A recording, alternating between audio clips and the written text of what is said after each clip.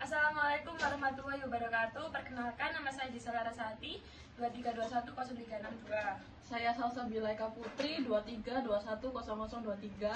Saya Alfiatul Husnia Nurbianti 23210061. Saya Laura Hayu 23210067. Kami akan menjelaskan tentang cara mengoperasikan Excel untuk memenuhi tugas mata kuliah aplikasi komputer.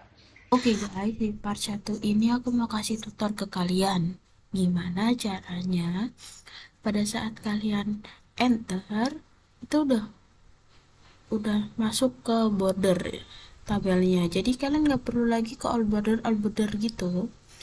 Untuk contoh, ini aku tulis nomor, ini ada nama, kalian pilih, tarik kursor ke bawah, terserah mau sampai mana, masuk ke conditional formatting, masuk ke new rule. Ini kalian pilih use of formula. Untuk ini kalian bisa pilih di paling pojok ini.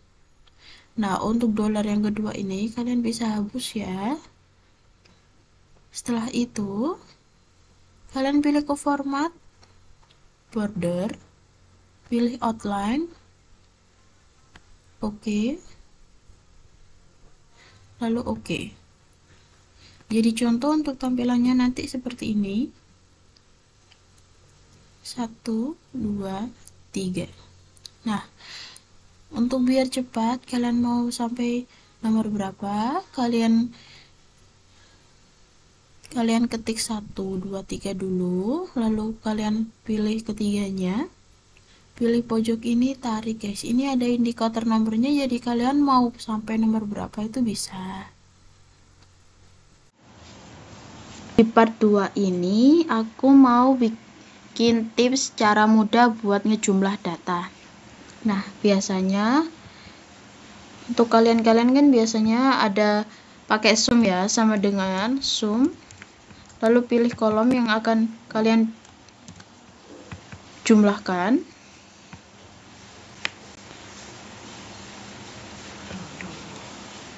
lalu pilih enter. Nah, ada juga cara mudahnya guys buat ngesum itu dengan cara klik alt sama dengan.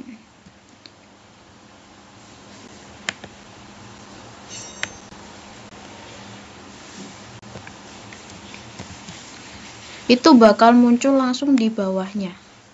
Nah, ini dia. Ini total tadi yang kita jumlahkan. Oke guys, di part ketiga ini aku mau ngasih tahu ke kalian tips gimana cara menyisipkan atau menambah sel pada saat kalian udah di tengah-tengah ngerjain data. Jadi, tombolnya ada Ctrl Shift plus sama dengan, lalu untuk Shift cell right itu hanya menambah satu sel, dia ke kanan. Lalu untuk Shift cell down, dia menambah satu sel ke bawah. Lalu untuk entire row, dia menambah langsung guys. Jadi dua-duanya itu akan bakal ke bawah langsung semua. Nah, untuk entire column, dia satu vertikal langsung ke kanan pindah.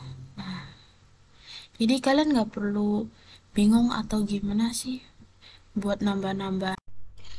Oke guys, di next capture ini aku mau ngasih tahu gimana sih cara membuat jurnal umum dalam Excel. Nah, aku mengambil PT Terang Dunia, ini perusahaan jasa ya.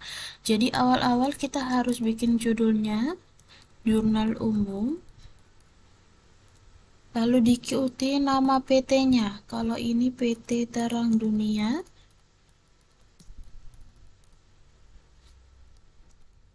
Lalu untuk periodenya itu kalian bisa ini periodenya per 30 April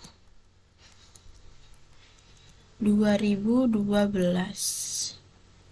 Lalu di kolom A5 kalian bisa bikin tabelnya. Yang pertama ada tanggal, ada keterangan, ada ref, dan juga ada debit kredit.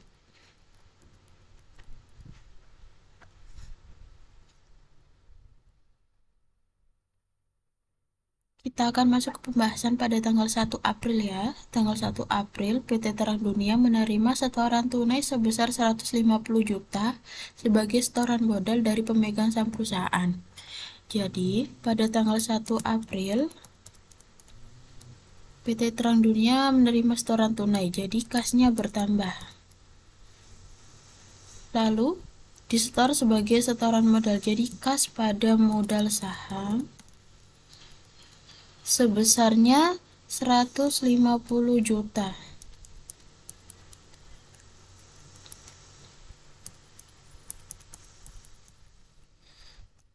Sementara saya akan menambahkan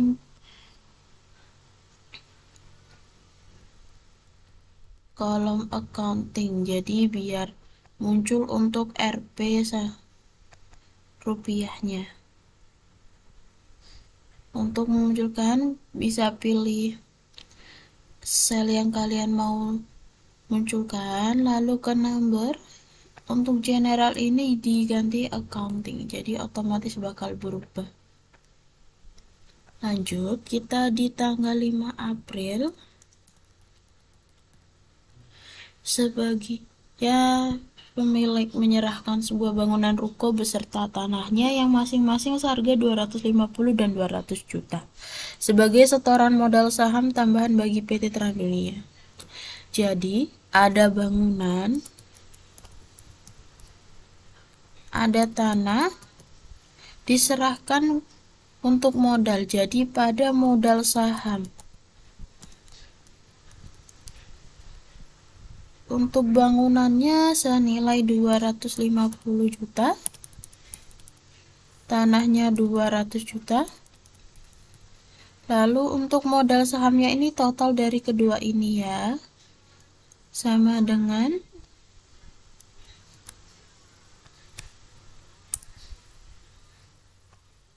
lalu pada tanggal 6 April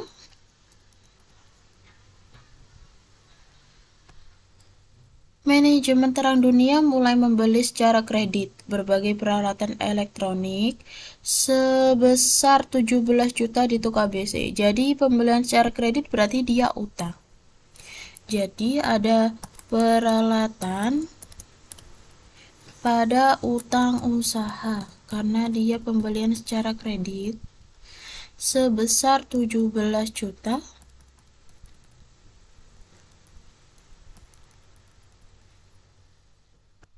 Lanjut pada tanggal 7 April,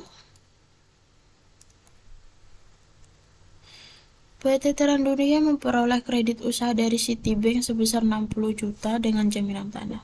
Jadi dia mendapatkan pinjaman uang dari bank sebesar 60 juta. Jadi kalau mendapat pinjaman, kasnya akan bertambah pada utang bank sebesarnya 60 juta.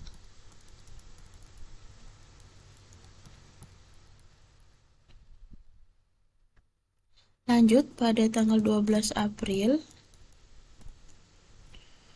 PT Terang Dunia mendapat pesanan jasa memperbaiki 16 unit komputer dan printer dari PT Duta Niaga dengan ongkos 9 juta dibayar tunai. Lalu pada tanggal yang sama, PT Terang Dunia memperoleh pesanan jasa perbaikan 27 unit komputer dan printer dari PT Jaya Makmur, namun belum membayar sama sekali dengan sebesar 20 juta. Jadi ini ada pendapatan jasa namun ada yang cash tapi sama yang piutang. Jadi yang cashnya kita tulis cash, lalu piutang usaha pada pendapatan jasa. Untuk cashnya ini uang yang kita terima secara tunai sebesar 9 juta. Lalu piutang usahanya yang belum dibayarkan 20 juta. Lalu pendapatan jasanya total dari keduanya ya.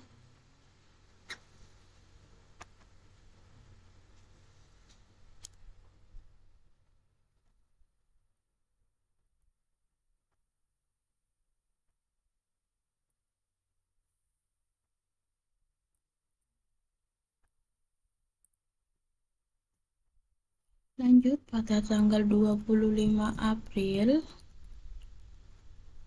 PT Terang Dunia membayar berbagai beban usaha secara tunai, mulai dari beban tenaga kerja 3.500.000, beban perlengkapan 2.300.000, dan beban bunga 1.200.000. Jadi pembayaran secara tunai berarti kasnya akan berkurang.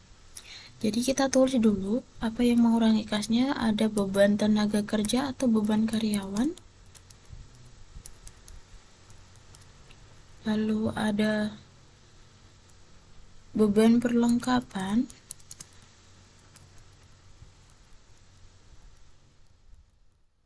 dan juga beban bunga. Karena dibayar secara tunai maka pada kas, karena kasnya akan keluar. Beban karyawannya totalnya 3.500.000, beban perlengkapannya totalnya 2.300.000, lalu untuk beban bukannya 1.200.000. Ini diambil dari total ketiga ini.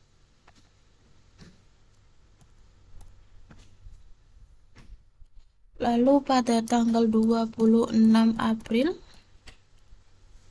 PT Terang Dunia membayar sebagian utang usahanya sebesar 10 juta kepada toko ABC atas pembelian peralatan. Nah, peralatan ini ya guys ya, pada tanggal 6 April ini dia kan pembeli secara kredit jadi utang. Ini dibayarkan 10 juta. Jadi utang usahanya bakal berkurang. Utang usaha pada kas.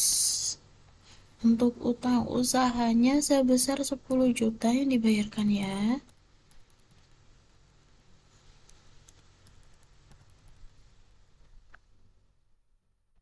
Lanjut, pada tanggal 28 April,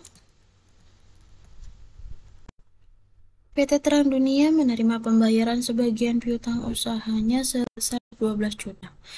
Jadi, yang PT Daya Makmur ini membayar sebagian utangnya 12 juta. Jadi, kita menerima uang kas bertambah pada piutang usaha. Piutang usahanya berkurang maka masuk di kredit sebesar 12 juta.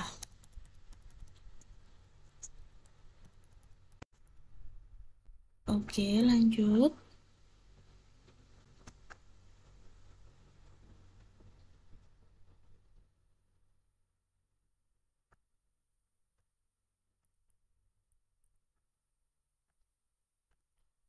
Pada tanggal 30 April,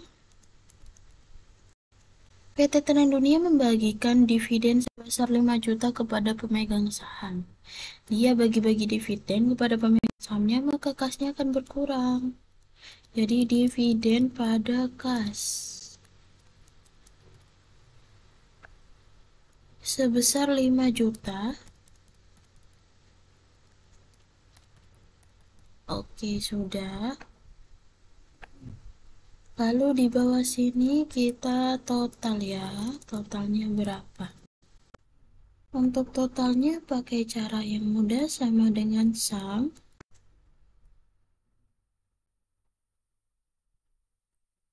Lalu kalian pilih sel mana yang mau kalian jumlah. Klik enter. Untuk penjumlahan ke kanan kalian bisa tarik aja guys, jadi totalnya sama ya. Untuk tata letaknya, yang jurnal umum ini yang paling pojok kiri kalian pilih sesuai dengan garis ini.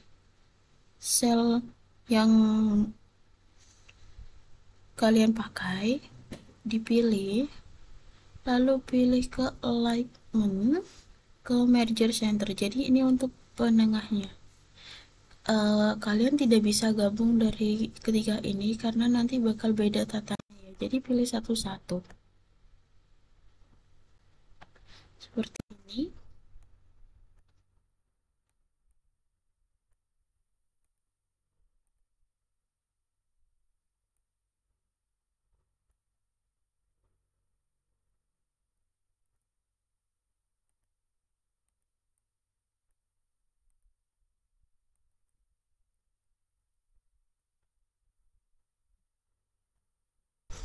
Jadi guys, kalian nggak perlu ngatur ini ke kanan atau ke kiri untuk mengatur kesesuaiannya. Jadi kalian bisa pilih langsung ngeblok mana yang bakal kalian mau atur, lalu pilih ALTHO.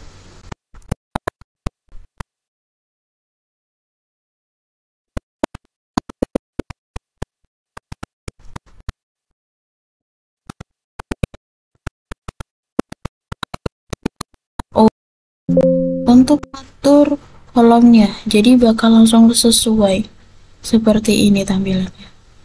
Jadi kalian nggak perlu lagi buat ngatur ke kanan ke kiri. Guys, di part ini aku mau ngasih tahu ke kalian gimana sih caranya buat mindahin tabel ini ke Word, tapi itu tetap bagus gitu, sesuai dengan yang kita inginkan. Jadi kita pilih dulu mana yang mau kita pindahkan ke Word ini. Pilih Ctrl plus C, masuk di Word, kalian klik kanan kursor kalian, paste, pilih ke Picture U atau paste spesial. Ini kalian akan keluar seperti ini, sudah sesuai, lurus juga.